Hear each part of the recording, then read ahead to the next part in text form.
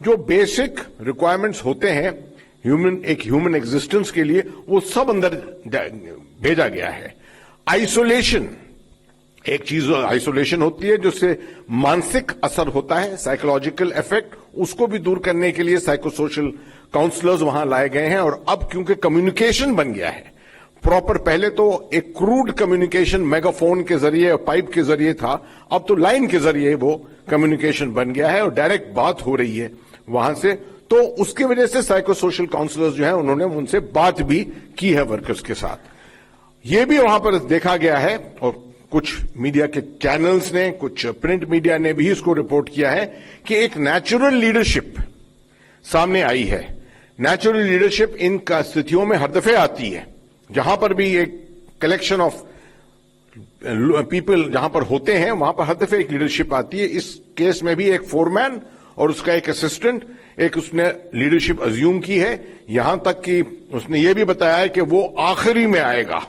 He will be the last person to be evacuated from inside. He has got that much of confidence on himself, that much of confidence on all the assistance which is being done to take him out, all the confidence in the equipment जो वहां पर इस्तेमाल किया जा रहा है। 20 साल का उसका तजुर्बा है, उसको वो इस्तेमाल कर रहा है। So that is a very good thing because he's a natural leader। जब आ जाता है अंदर तो ग्रुप जो है उसके अंदर और थोड़ी ताकत आ जाती है। So having said this much, it's also important to know कि जगह जगह से जो रिसोर्सेस आ रहे थे, ड्रिलिंग मशीन्स आ रही थी 4 अलग अलग दिशाओं से इसको अप्रोच करने के लिए, वो मशीनें अभी भी आ रही हैं, कुछ बिल्कुल हाल ही में पहुंच गई हैं। सड़कें वहां पर पूरी तैयार हैं, बेसिस जो हैं वो भी बन चुके हैं और वहां जैसे ये मशीनें पहुंचेंगी वो कोशिशें भी शुरू हो जाएंगी। This is to cater for redundancy, कि रिडंडेंसी इस तरह के ऑपरेशन में निहायत जरूरी है। अगर एक जरिया फेल हुआ तो हमारे पास कम से कम 1, 2, 3 और जरिए हो सकते हैं जिनको हम इस्तेमाल करेंगे और उन जरियों में शायद वक्त और ज्यादा लगे, जिसके लिए हमें मेंटली प्रिपेयर्ड होना चाहिए। The media must be mentally prepared, the nation must be mentally prepared, कि अगर किसी तरीके से अड़पन आई इस अप्रोच से, जो हॉरिजॉन्टल अप्रोच हम कर रहे हैं सिलग्यारा की तरफ से, तो और अप्रोचेस पे वक्त और ज्यादा लगेगा। मगर इसकी पॉजिटिव चीज यह है कि जो वर्कर्स अंदर हैं उनको राहत पहुंचाई है, उनको असिस्टेंस मिल रही है और हर तरीके से उनका वेलफेयर देखा जा रहा है और उनकी फैमिलीज को एश्योरेंस दिया जा रहा है, जिसकी वजह से अगर कुछ और वक्त लग गया तो उसके लिए भी हमें तैयार होना चाहिए और वो सब अंदर जो है तैयार हैं उसके लिए। जहां तक इस अप्रोच का सवाल है, आप देख रहे होंगे, खुद भी आप चैनल्स के ऊपर देख रहे होंगे कि वहां से बहुत आश्वासन आ रहे हैं कि अगले 2 घंटे में, दिन के शायद बीच दिन में या आखिरी लास्ट लाइट शाम तक या कल सुबह, सब लोग टाइमलाइन लगा रहे हैं इसके ऊपर। और मैंने आपको पहले दिन ही बताया था कि ये ऑपरेशन जो होते हैं ये लड़ाई की तरह ऑपरेशन होते हैं, इनके अंदर टाइमलाइन कभी नहीं लगा जाती, क्योंकि लड़ाई के अंदर भी आपको काम सामने मालूम नहीं कि दुश्मन क्या करने वाला है। इसमें आप समझिए कि जमीन जो है आपका दुश्मन है, हिमालयन जियोलॉजी वो है, दुश्मन है। जो टनल कोलैप्स हुआ है उसके अंदर किस एंगल से गर्डर गिरा है, किस एंगल से कंक्रीट गिरा है, किसी को नहीं मालूम उसके बारे में। और यही चीज हुई है कल रात को, जब अंदर ऑगर गया है तो उसको एक गर्डर मिल गया और गर्डर को पार नहीं कर पाया, तो फिर पूरे जो रिसोर्सेज थे उनको इस्तेमाल किया गया ऑगर को निकालने के लिए, अंदर ऑक्सीएसिटिलीन टॉर्चेस भेजने के लिए, उसके बाद ऑक्सीएसिटिलीन टॉर्चेस से उनको गर्डर्स को काटने में। इस सब चीज में वक्त बहुत ज्यादा लगता है और कोई ये नहीं कह सकता कि 2 घंटे में हो जाएगा ये। तो और ये काम बड़ा आर्डुअस काम होता है, इसके लिए स्पेशलिस्ट जाते हैं अंदर। जो इसमें सांस लेने में प्रॉब्लम होता है, जब ऑक्सीएसिटिलीन के साथ आप काम कर रहे हैं, वहां पर 1.5 घंटे का सिलेंडर आपके पास अवेलेबल है ऑक्सीजन का। जब वो 1.5 घंटा खत्म हो जाता है और आपका काम पूरा नहीं हुआ है तो आपको बाहर निकलना पड़ता है और दोबारा नई ऑक्सीजन के सिलेंडर ले जाने पड़ते हैं। तो ये काम एक एनक्लोज्ड स्पेस में, आप समझ लिए तकरीबन सबमरीन की तरह, सबमरीन में तब भी ज्यादा स्पेस होती है, ये एक पाइप के अंदर हो रहा है ये काम, तो बहुत चैलेंजिंग, बहुत चुनौती वाला काम है ये। तो इस पे हर वक्त ये उम्मीद रखना कि अगले 2 घंटे में हम निकाल लेंगे, ये मैं समझता हूं कि सरासर गलत है। इससे क्या है कि वर्कफोर्स के ऊपर भी एक प्रेशर पड़ता है।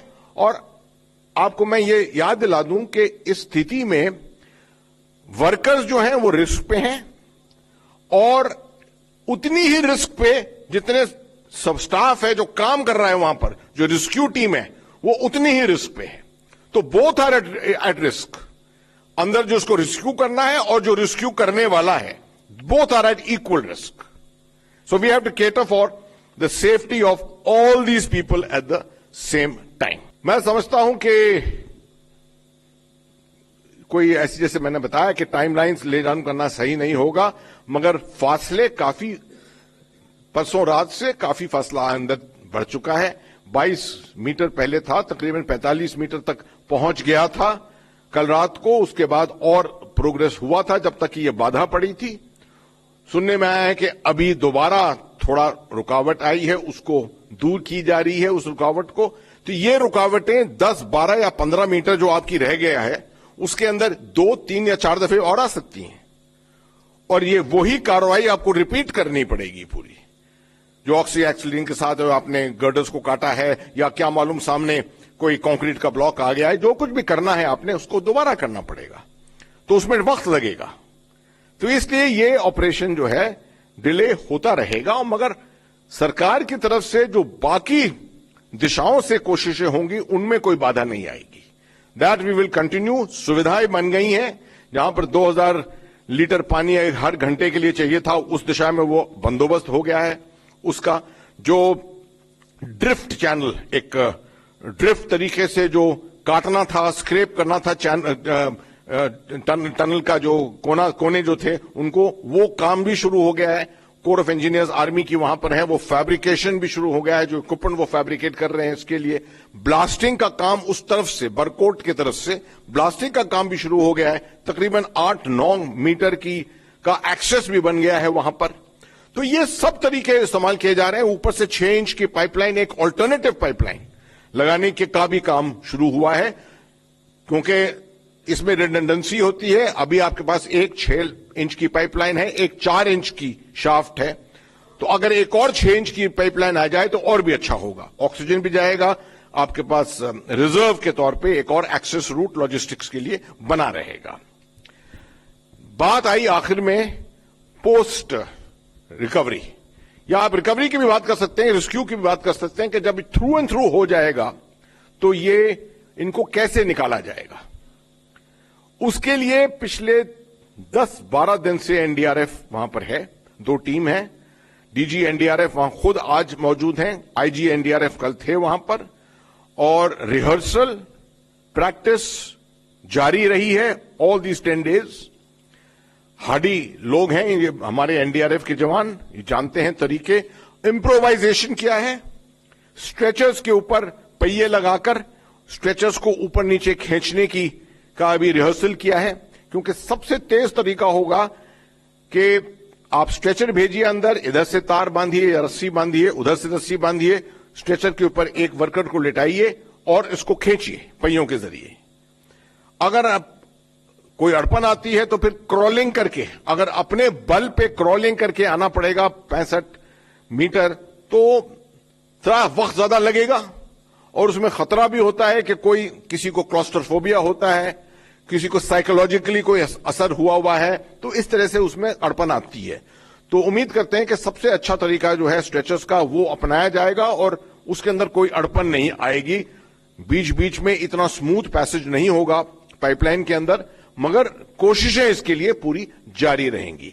जब ये रेस्क्यू हो जाएगी, जिस वक्त भी हो जाएगी, आप इमेजेस देख रहे हैं, टेलीविजन पे भी बहुत इमेजेस आ रही हैं कि वहां पर सबसे पहले मेडिकल, एक तो पहली चीज उनका मेडिकल चेकअप होगा, और कोई सीरियस केसेस हैं तो उनको एयरलिफ्ट करके वहां पर उत्तराखंड गवर्नमेंट के अपने एविएशन रिसोर्सेज हैं, इंडियन एयरफोर्स को रिक्विजिशन दिया गया है, कंफर्म रिक्विजिशन है कि वो जल्द से जल्द वहां पर आ सकते हैं, हवाई जहाज लेकर, हेलीकॉप्टर लेकर, उनको ऋषिकेश के ऑल इंडिया इंस्टीट्यूट में ले जाया जाएगा।